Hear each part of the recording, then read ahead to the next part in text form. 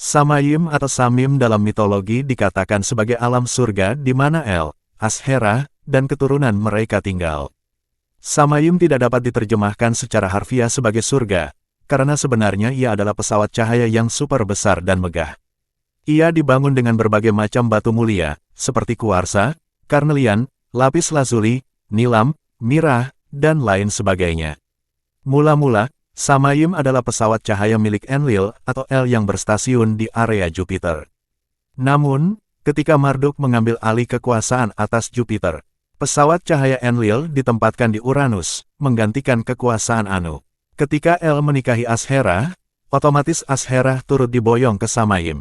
Asherah kemudian membangun sektornya sendiri di Samayim, sebuah area perairan dengan istana lapis lazuli di tengah-tengahnya. Selain tinggal di Samayim, El dan Asherah juga sesekali datang ke tanah kekuasaan mereka di bumi. Begitu pula anak-anak mereka, saat datang ke bumi, mereka menggunakan Vimana atau portal dimensi. Samayim punya 4 gerbang. Masing-masing gerbang dijaga oleh Sahar di timur, Shalim di barat, Malakbel di selatan, dan Aglibol di utara. Gerbang timur disebut gerbang Fajar, gerbang barat adalah gerbang senja. Gerbang selatan adalah gerbang matahari, gerbang utara adalah gerbang bulan. Pada masing-masing gerbang terdapat sektor-sektor yang lebih kecil sebagai tempat tinggal penguasa lainnya. Pada bagian inti, terdapat 4 benteng yang menjadi istana Baal, Hadad, Astar, dan Heilal. Benteng tersebut mengelilingi istana El yang paling besar dan indah. Di balik istana El, ada istana Asherah yang dikelilingi benteng Astaret, Sapsu, Nikal, dan Anat.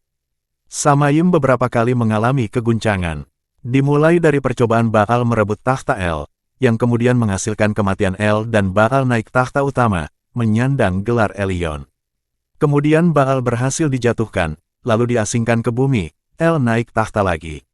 Tidak lama setelah itu, Sahar, penjaga gerbang Fajar melakukan kudeta, namun gagal dan dibuang ke Venus. Yang selanjutnya, Yahweh mengudeta El dan membunuh manifestasi fisik Sang Elion. Yahweh naik tahta dan menyandang gelar Elion berikutnya. Kemudian terjadi perang lagi, sebuah upaya untuk merebut kembali Samayim dari penguasa tidak sah. Dalangnya adalah Heilal, Astar, Hadad, dan banyak lainnya.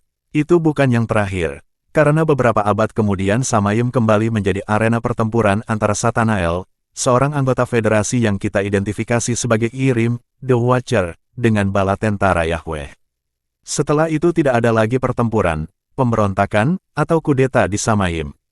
Yahweh berhasil mengamankan takhta Samayim untuk dirinya sendiri. Ia melakukan segala cara untuk mempertahankan posisinya tersebut.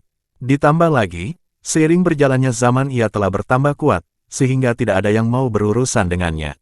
Sama halnya dengan Dilmun yang punya versi alam material dan alam astral, Samayim pun demikian. Jika Dilmun versi material ada di bumi, tepatnya ada di daerah yang sekarang disebut Bahrain, versi astralnya ada di Nibiru yang saat ini sudah menjadi planet 6 densitas. Dulunya Nibiru adalah planet 5 densitas dan sekarang menjadi planet 6 densitas. Jadi keberadaannya mustahil dideteksi dari sudut pandang planet 3 densitas seperti bumi saat ini. Versi material Dilmun sudah runtuh, maka sekarang tinggal versi astralnya saja. Samayim versi alam material merupakan pesawat cahaya di orbit Uranus. Versi alam astral Samayim ada pada astral Uranus. Pesawat cahaya itu sekarang masih ada di orbit Uranus, hanya saja ia berada pada realitas 5 densitas, jadi mustahil ia terdeteksi dari sudut pandang 3 densitas. Saat bumi memasuki realitas 5 densitas, pesawat-pesawat cahaya yang ada di orbit planet lain di tata surya kita, pesawat cahaya di orbit bulan dan bumi, akan bisa dideteksi atau dilihat dengan mata telanjang. Di dalam Samayim, ada aula khusus di mana ada portal atau semacam gerbang bintang yang menghubungkan Samayim dengan gerbang bintang yang ada di bumi, tepatnya ada di sebuah bangunan megah yang orang bumi identifikasi sebagai Betel, Kuil El atau Rumah Tuhan.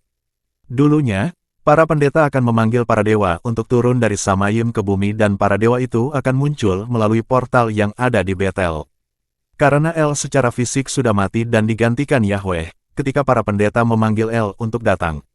Maka yang datang adalah Yahweh. Ia mengaku sebagai pewaris tahta El dan yang meneruskan tugas El menjadi pengawas dan pembimbing manusia. Betel kemudian diruntuhkan oleh musuh yang berada dalam naungan Baal. Baal tahu Samayim sudah jatuh ke tangan Yahweh, jadi ia memerintahkan pengikutnya untuk menghancurkan kuil El untuk menghina Yahweh dan menunjukkan kesuperioritasannya. Baal sendiri tidak tertarik dengan Samayim lagi, karena ia sudah memiliki tahtanya sendiri.